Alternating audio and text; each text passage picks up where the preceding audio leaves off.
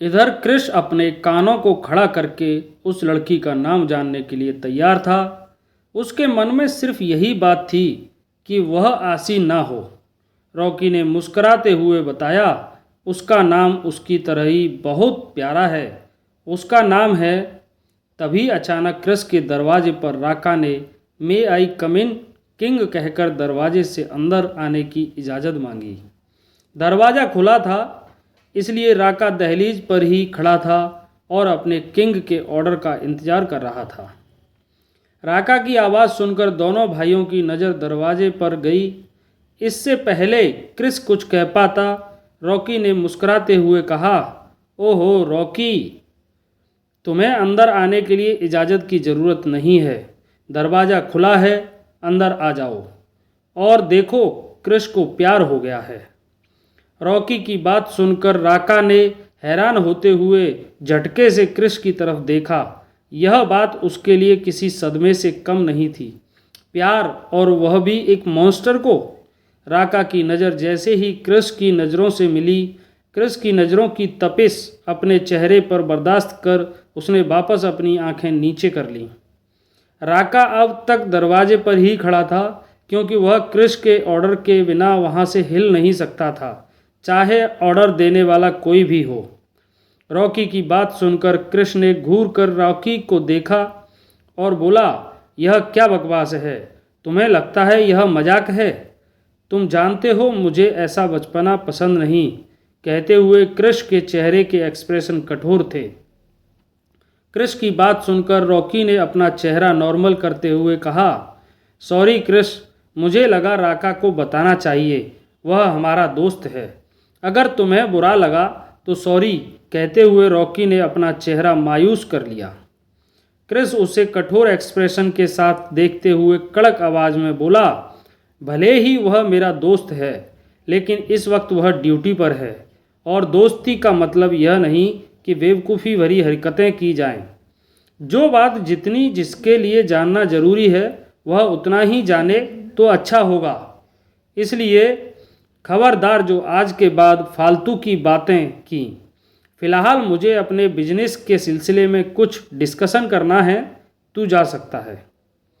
Chris की कठोर बात सुनकर रॉकी मायूस चेहरा लेकर वहां से जाने लगा। राका भी तिरछी नज़रों से रॉकी को जाते हुए देख रहा था, लेकिन क्रिस के आगे उसकी बोलने की हिम्मत नहीं थी। रॉकी के जाने के बाद क्रिस ने कठोर आवाज़ में राका से कहा, आओ राका, और मुझे बताओ काम हुआ या नहीं।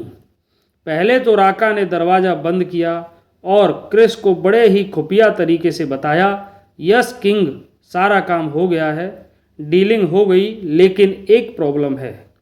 मुझे पता चला है कि कोई है जो हमारे धंधे पर नज़र रख रहा है, और हमारी गैंग में उसके कुछ लोग मिले हुए हैं, लेकिन वह कौन है अभी पता नहीं चला। अगर ऐसा है तो उसके बारे में पता करो और यह जानने की कोशिश करो कि हमारे बीच कौन गद्दार है। क्रिस ने कमांडिंग टोन में कहा, अब तुम जा सकते हो। जी किंग, कहकर राका जैसे ही उस कमरे से बाहर निकलने को हुआ, क्रिस को कुछ याद आया। उसने राका को रोकते हुए कहा, स्टॉप और ध्यान से सुनो, मुझे किसी के बारे में पता लगाना है। क्रिस ने अपनी वॉच में टाइम देखा। इस वक्त सुबह के 5 बज रहे थे। क्रिस ने राका से कहा, दोपहर 12 बजे तक का वक्त है तुम्हारे पास, मुझे पूरी इन्फॉर्मेशन चाहिए। जी किंग, काम हो जाएगा, राका ने क्रिस को विश्वास दिलाया। अच्छा, और पिछली बार जो काम दिया था वह पूरा हुआ? उस लड़की के बैकग्राउंड के बारे में पता चला? क्रिस ने राका से पूछा। नहीं किंग, हमारे पास जो पिछली इन्फॉर्मेशन थी हमें उतना ही पता चला है कि वह लड़की अनाथ है और 5 साल की उम्र में वह उस अनाथ आश्रम में आई थी। उससे पहले की कोई भी इन्फॉर्मेशन हमें नहीं मिली। ऐसा लग रहा है जैसे उसकी इन्फॉर्मेशन को छुपाने के लिए बहुत काम किया जा गया है। कोई है जो नहीं चाहता कि उसके बारे में किसी को पता चले, और इस बात का पूरा डाउट है कि वह कोई पावरफुल इंसान है। वैसे वह इनोसेंट है, किसी भी की भी जासूस नहीं है, लेकिन उसका बैकग्राउंड क्लियर नहीं है। उसकी लाइफ में कुछ राज तो ज़रूर है, राका ने जवाब दिया। यह सुनकर क्रिस कुछ सोचने लगा, फिर एक लंबी गहरी सांस लेकर बोला, आई डोंट केयर राका, मुझे उस लड़की की हर डिटेल चाहिए। तुम लगे रहो, मुझे उसका पास्ट जानना है। आखिर ऐसा कैसे हो सकता है? उसके माँ बाप नहीं हैं, भाई बहन नहीं हैं, और कोई उसका पास्ट छुपाने की कोशिश कर रहा है। यह बहुत अजीब है। कोई उसका पास्ट छुपाने की कोशिश क्यों करेगा? क्या उसके पास्ट में कुछ ऐसा है जो उसकी लाइफ को इफ़ेक्ट कर सकता है? और कोई उसे छुपाने में इतनी मेहनत क्यों करेगा? कुछ है जो आंखों के सामने है लेकिन समझ नहीं आ रहा। कृष्ण ने एक और गहरी सांस लेकर कहा, ठीक है, तुम जाओ, और फिलहाल मैंने तुम्हें जो काम दिया है मुझे वह दोपहर 12 बजे तक चाहिए। अभी तुम जाओ। कृष्ण का ऑर्डर पाकर राका वहाँ से निकल गया। कृष्ण बालकनी में जाकर आसमान को देखते हुए खुद से बोला, यह एक नई सुबह का आगाज़ है फायरफ्लाई, जो हमारे रास्तों को जोड़ने वाला है। आखिर ऐसा क्या है तुम्हारे पास्ट में जो छुपाया जा रहा है? मुझे तुम्हारे बारे में सब जानना है। आई होप कि तुम धोखेबाज ना हो, वरना तुम्हारे लिए अच्छा नहीं होगा। कहते हुए कृष के चेहरे पर कोई एक्सप्रेशन नहीं थे, लेकिन उसकी आंखें गंभीर थीं। उसके आसपास का ऑरा ठंडा था। इधर दूसरी तरफ रॉकी कृष के कमरे से पैर पटकते हुए अपने कमरे में आया और मुंह बनाते हुए ज़ोर से दरवाजे को बंद किया और खुद में बड़बड़ाते हुए बेड पर पेट के बल गिर गया और बोला, समझता क्या है अपने आप को? बहुत बड़ा माफिया है, अब माफिया होगा अपने घर का। उसकी हिम्मत कैसे हुई मुझे बच्चा बोलने की? क्या मैं बेवकूफ़ी भरी और बचकानी हरकतें करता हूँ? खुद तो जैसे बहुत बड़ा अडल्ट है। अडल्ट तो है ही, पूरे 28 साल का, धीरे धीरे बूढ़ा हो रहा है। चेहरा बेचारा, यह सब बुढ़ापे का असर ही है। ऊपर से अभी तक उसकी शादी नहीं हुई है, दिमाग तो खराब होगा ही। उसे बेवकूफ़ी भरी हरकतों की ज़रूरत है। आज जैसे मुस्करा रहा था, ऐसी मुस्कान की ज़रूरत है। ओ गॉड, प्लीज़ उसके चेहरे पर मुस्कान बनाए रखना। रॉकी फिर हाथ जोड़कर ऊपर देखते हुए कहता है, हे प्रभु, मेरे परमात्मा, मेरी तुमसे हाथ जोड़कर प्रार्थना है। यह क्रिस का बच्चा अपने आप को बहुत बड़ा एडल्ट और समझदार समझता है, मुझे बेवकूफ़ और बचकानी हरकतें करने वाला कहता है। मेरी दुआ है तुमसे, उसे एक ऐसी लड़की से प्यार हो जाए जो बचकानी हो, बेवकूफ़, मासूम और भोली हो, जिसे क्रिस की पैम्परिंग की ज़रूरत पड़े। ओ मेरे यीशु, मैं यह दिन देखने के लिए बेकरार हूँ कि मेरा खड़ूस भाई उसे पैम्पर करता हुआ कैसा लगेगा।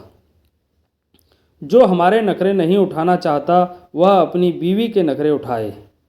हमें अपने गुस्से से डराता रहता है। मेरे प्रभु, उसे ऐसी बीवी देना जिसके गुस्से से वह डरे। उसे एक बहुत ही स्वीट लड़की से प्यार करना जिसके लिए वह कुछ भी करने के लिए तैयार हो, जिसे वह चाहकर भी तकलीफ़ में न देख सके।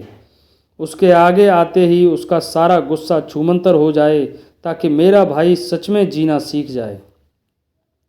उसे ऐसी लड़की देना जो उसकी ज़िंदगी खुशहाल बना दे, खुशियों और मुस्कान से भर दे। और प्लीज़ उसकी जल्दी शादी कर दो भगवान, ताकि मैं भी शादी कर सकूं, वरना लोग क्या कहेंगे, बड़ा भाई कुंवारा है और छोटे भाई ने शादी कर ली।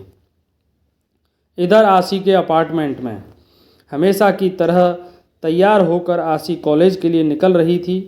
आज उसने plain white anarkali suit with long sleeves, legging और मैचिंग दुपट्टा ले रखा था, जिसके चारों तरफ से गोट का वर्क था और रेड हार्ट शेप के प्रिंट छपे थे।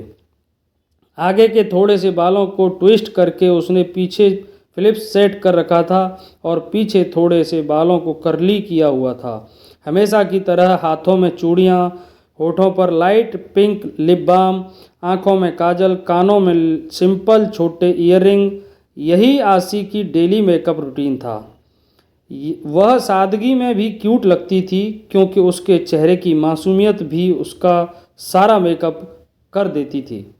कॉलेज जाकर वह अपने दोस्तों से मिली। दिन भर उसने क्लासेस अटेंड किया। हमेशा की तरह युवान खन्ना क्लास में लेट आया, लेकिन आसी ने उसे पूरी तरह से इग्नोर किया। वह आसी के पीछे दूसरी लाइन में बैठा और वहीं से आसी को देखकर मन ही मन आहें भरता रहा। क्यूटी, अब और कितनी जान लोगी? हर दिन एक नई अदा दिखाती हो। दिल पर बिजलियां गिराने का इरादा है क्या? कहते हुए युवान खन्ना आसी को ही स्कैन कर रहा था। उसने यह बातें हिंदी में कही थी, इसलिए आसी और नताशा के अलावा इस बात को किसी ने नहीं समझा था। नताशा और आसी एक दूसरे का चेहरा देख रहे थे, लेकिन उन्होंने इस बार भी युवान खन्ना को इग्नोर किया। युवान खन्ना आसी से बात करना चाहता था, लेकिन उसे सही वक्त नहीं मिल रहा था। क्लास खत्म होते ही लेक्चरर के जाने के बाद आसी और नताशा जल्दी से बाहर निकलने लगे। तभी युवान ने उसका रास्ता रोक लिया और आसी से पूछा, क्यूट गर्ल, बोलो क्या फ़ैसला है तुम्हारा? चलो अब जल्दी से हाँ बोल दो यार। युवान मन ही मन खुश था। उसे पूरी उम्मीद थी कि आसी उसे मना नहीं करेगी। आसी ने युवान की इस हरकत पर उसे आंख दिखाते हुए कहा, युवान, यह क्या बदतमीजी है? तुम सुधरोगे नहीं।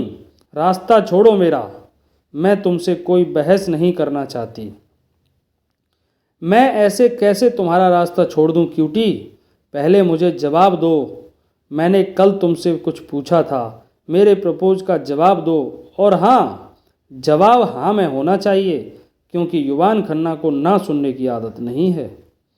युवान की बातों में धमकी साफ नजर आ रही थी और उसके चेहरे पर एक डेविल स्माइल थी। युवान की बात सुनकर आसी ने मुंह बनाते हुए कहा, मैंने अपना जवाब पहले ही तुम्हें दे दिया है। अगर तुम्हें बार बार एक ही जवाब सुनने का शौक़ है तो एक बार और सुन लो। मेरा जवाब ना है। मैं यहाँ पढ़ने आती हूँ, फालतू का टाइम पास करने नहीं। मुझे तुम में कोई इंटरेस्ट नहीं है। अच्छा होगा तुम अपने लिए कोई और लड़की ढूंढ लो।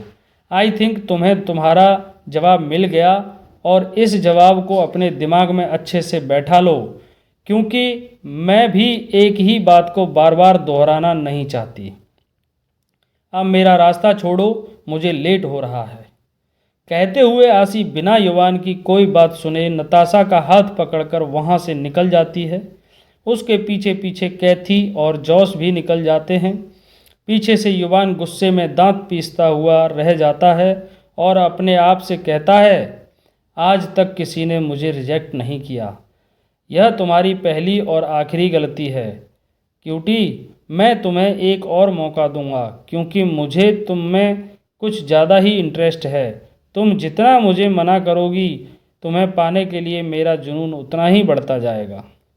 अच्छा होगा तुम प्यार से मेरी बातें मान लो, वरना तुम मुझे ज़बरदस्ती करने पर मजबूर कर रही होगी। युवान खन्ना ने अगर किसी चीज़ को पाने की ठानी तो वह चीज़ उसे मिलकर ही रहती है, नहीं तो मैं उसे बर्बाद कर देता हूँ। कहते हुए युवान खन्ना के चेहरे पर एक सातिर मुस्कान थी। कॉलेज के बाहर आसी अपने बाकी दोस्तों से मिलती है।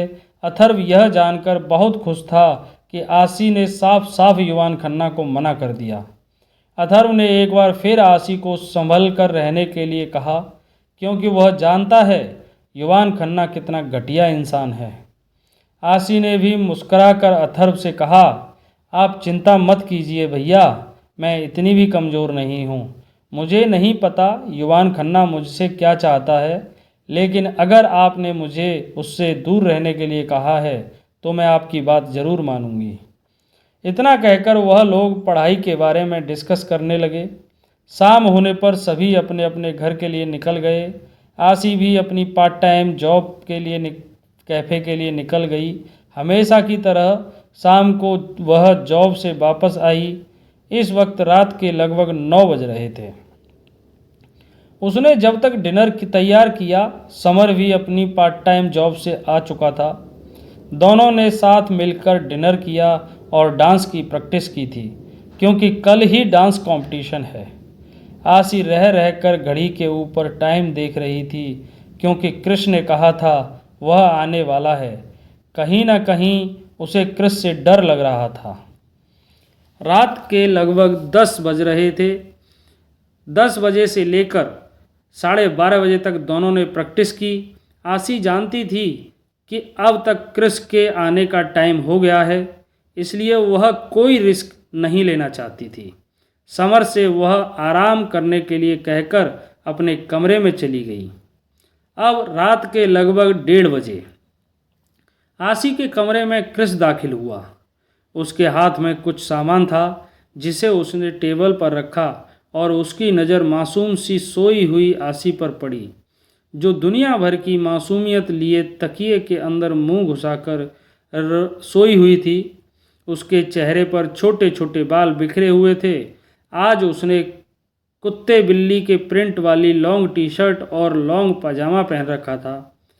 हमेशा की तरह सोते वक्त टी शर्ट के अंदर कुछ भी नहीं पहना था।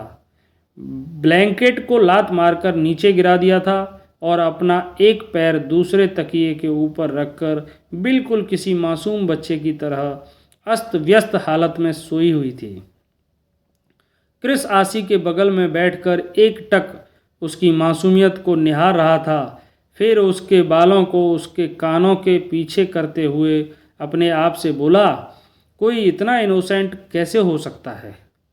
ना जाने क्यों तुमसे मिले बिना चैन नहीं आता।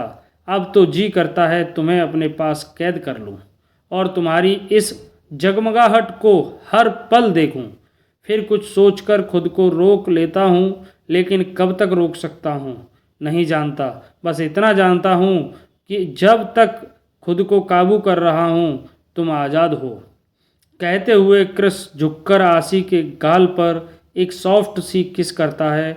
आशी सोई हुई थी, इसलिए उसे डिस्टर्ब नहीं किया। वह उसे हग करके उसकी बगल में ही लेट गया और उसके चेहरे को देखता रहा। आशी को देखते देखते कब उसकी आंख लग गई उसे पता ही नहीं चला। अब सुबह के 5 बज गए। हमेशा की तरह आशी की आंख खुली। अचानक उसे महसूस हुआ कि उसे किसी ने जकड़ रखा है। उसने एक नज़र खुद को देखा तो महसूस किया कि क्रिस उससे अपनी बाहों में जकड़कर बगल में ही सोया हुआ है। क्रिस को देखकर आशी की आंखें हैरानी से बड़ी हो गईं। फिर उसने चिढ़ते हुए अपने आप से कहा, यह साइको रोज़ रोज़ यहाँ क्यों आ जाता है? उसके घर में बिस्तर नहीं है क्या? चोर कहीं का, मेरी चम्मच भी चुरा ले गया। आशी ने धीरे से उठने की कोशिश की, लेकिन आशी के हिलने से क्रिस की नींद टूट गई। आशी जैसे ही उठने को हुई, क्रिस ने अपनी पकड़ उसकी कमर पर और मजबूत करते हुए कहा, हिलने डुलने की कोशिश मत करो फायरफ्लाई, मैं अभी और सोना चाहता हूँ। क्रिस की बात सुनकर आशी ने चिढ़ते हुए कहा, हाँ तो तुम्हें सोना है तो अपने घर जाकर सोना, यहाँ क्यों सो रहे हो? सुबह के 5 बज गए। समर के भी उठने का वक्त हो चुक गया है। इससे पहले कि वह तुम्हें देख ले तुम यहाँ से जाओ। आशी की बात सुनकर क्रिस झटके से उठकर उसके ऊपर आ गया। आशी डर के मारे वापस बिस्तर पर लेट गई और डर में आंखें बड़ी करके क्रिस के चेहरे को देखने लगी। क्रिस उसके ऊपर बैंड होते हुए गुस्से में आशी को घूरते हुए बोला, अब तुम मुझे बताओगी कि मुझे यहाँ कब आना चाहिए और कब जाना चाहिए? मैं कहीं नहीं जाऊँगा। मुझे तुम्हारे दोस्त से डर नहीं लगता। वह तो मुझे भी पता है, लेकिन मुझे तो समर से डर लगता है ना जी। वह पूछेगा तुम कौन हो तो मैं क्या कहूँगी? आशी की बात सुनकर क्रिस अपने चेहरे पर एक तिरछी स्माइल लेकर बोला, तुम्हें नहीं पता मैं कौन हूँ? यह तो तुम ही सोचो कि तुम उसे क्या जवाब दोगी। वह मेरी प्रॉब्लम नहीं है। क्रिस आशी के ऊपर पूरा बैंड हुआ था। आशी ने हिचकिचाते हुए कहा, तुम्हें यहाँ रहना है तो रहो, मैं चली, मुझे फ्रेश होना है, कॉलेज जाना है, आज मेरा डांस कंपटीशन है, प्लीज़ मुझे जाने दो।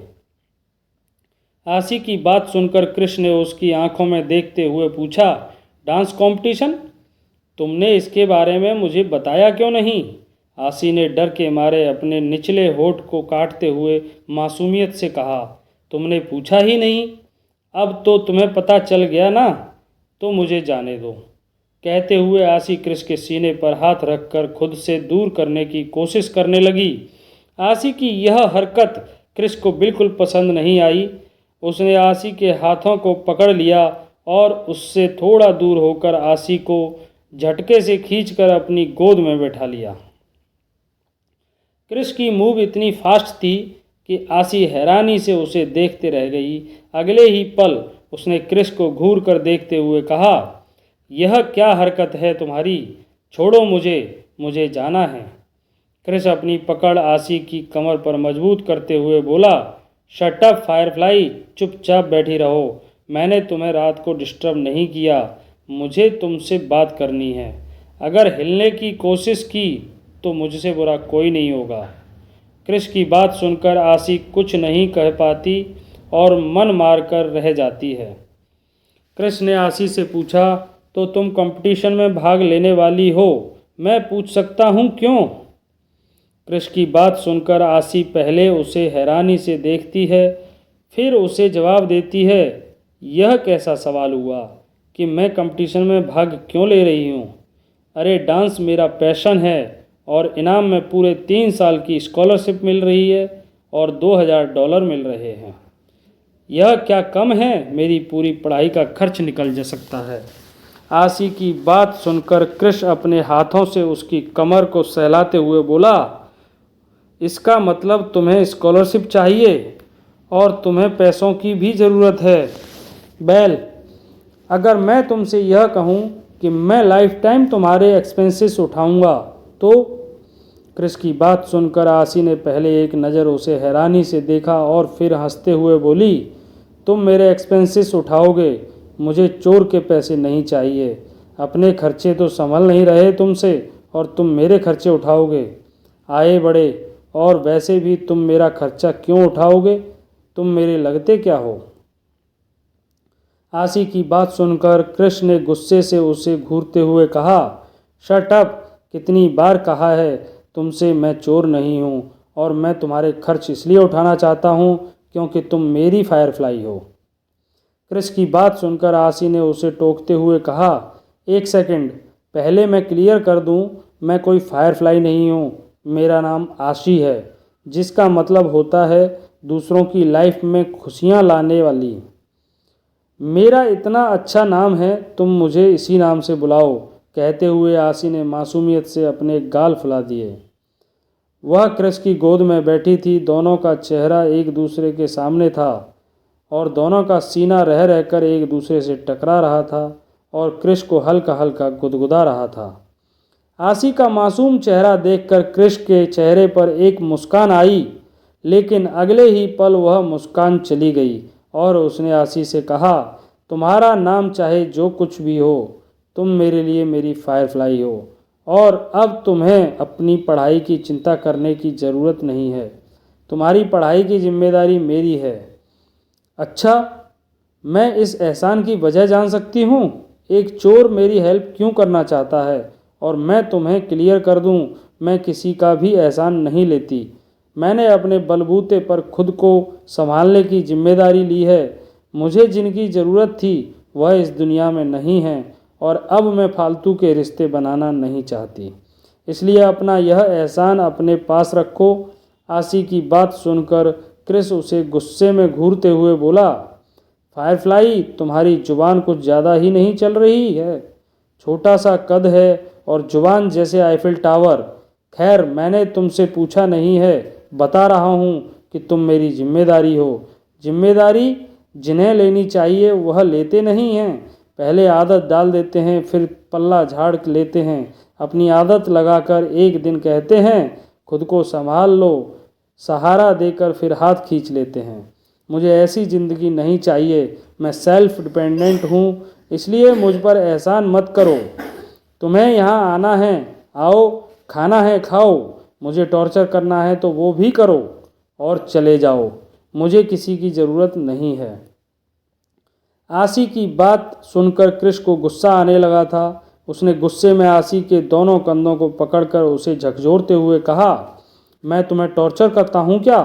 तुम्हारी हिम्मत कैसे हुई ऐसा कहने की? तुम जानती हो टॉर्चर क्या होता है? अगर मैं तुम्हें टॉर्चर करने पर आ गया तो तुम बर्दाश्त नहीं कर पाओगी। मैं तुम्हारे साथ जितना सॉफ्ट हो रहा हूँ, तुम्हारी जुबान निकलती ही जा रही है। इसे कंट्रोल में करो, इससे पहले कि मैं तुम्हारी जुबान काट दूँ। समझ गई तुम?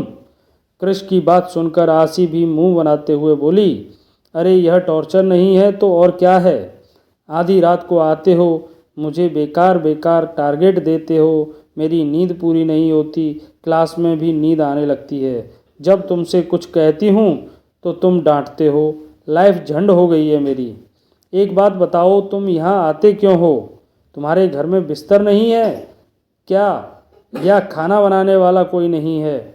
आकर मुझे परेशान करते हो, ऊपर से मेरी चम्मच भी चुरा ले जाते हो। तुम्हें पता है वह मेरी फेवरेट चम्मच थी, इंडिया से लाई थी मैं, पूरे 80 रुपये दिए थे मैंने उसके। तुम्हें यहाँ आकर मिलता क्या है? आने जाने का गाड़ी का खर्चा अलग लगता होगा। आसी की बात सुनकर कृष हैरानी से उसे देख रहा था। उसे समझ नहीं आ रहा था वह इस लड़की को क्या जवाब दे। उसे अपनी चम्मच की चिंता है। कोई इतना मासूम कैसे हो सकता है? क्या उसे समझ नहीं आ रहा कृष उसके पास क्यों आता है? कृष उसकी मासूमियत पर फिदा हो गया। उसने अपने हाथों से उसके गालों को खींचते हुए कहा, सब कुछ है मेरे पास फायरफ्लाई, बस तुम नहीं हो। बहुत जल्द तुम्हें पता चल जाएगा कि मैं यहाँ क्यों आता हूँ। अच्छा एक बात बताओ, तुमने युवान खन्ना को क्या जवाब दिया? कृष के इस सवाल पर आसी ने मासूमियत से जवाब दिया, मैंने उसे साफ साफ मना कर दिया कि मुझे उसमें इंटरेस्ट नहीं है। फिर पता नहीं क्या बकवास कर रहा था, मुझे ज़बरदस्ती करने पर मजबूर मत करो और पता नहीं क्या क्या। लेकिन मैंने उसकी बात पर ध्यान ही नहीं दिया। आसी की बात सुनकर कृष ने मुस्कुराते हुए कहा, ओके, तुमने बिल्कुल सही किया। तुम्हें टेंशन लेने की ज़रूरत नहीं है। फिलहाल मैं तुम्हारे लिए कुछ लाया हूँ, यह देखो। कहते हुए कृष पास के टेबल पर रखा हुआ सामान उठाकर आसी को दिया, जिसमें लाल गुलाब का छोटा सा बुके, चॉकलेट बॉक्स और एक फ़ोन का बॉक्स था। साथ में एक छोटी सी डिब्बी थी, शायद उसमें कोई ज्वेलरी होगी। वह सब देखकर आसी ने हैरान होते हुए कृष से पूछा, यह क्या है? यह गिफ्ट है मेरी तरफ से तुम्हारे लिए, कृष मुस्कुराते हुए जवाब दिया। आसी ने हैरान होते हुए पूछा, मेरे लिए, पर क्यों? कृष ने मुस्कुराते हुए कहा, बस ऐसे ही मेरा मन किया अपनी गर्लफ्रेंड को कुछ गिफ्ट देने के लिए, इसलिए लेकर आया हूँ। गर्लफ्रेंड? कौन सी गर्लफ्रेंड? किसकी गर्लफ्रेंड? मैं तुम्हारी गर्लफ्रेंड नहीं हूँ। अथर्व भैया ने कहा है गर्लफ्रेंड बॉयफ्रेंड अच्छे नहीं होते, इसलिए मुझे तुम्हें अपना बॉयफ्रेंड नहीं बनाना। और वैसे भी मैं चोरों से गिफ्ट नहीं लेती।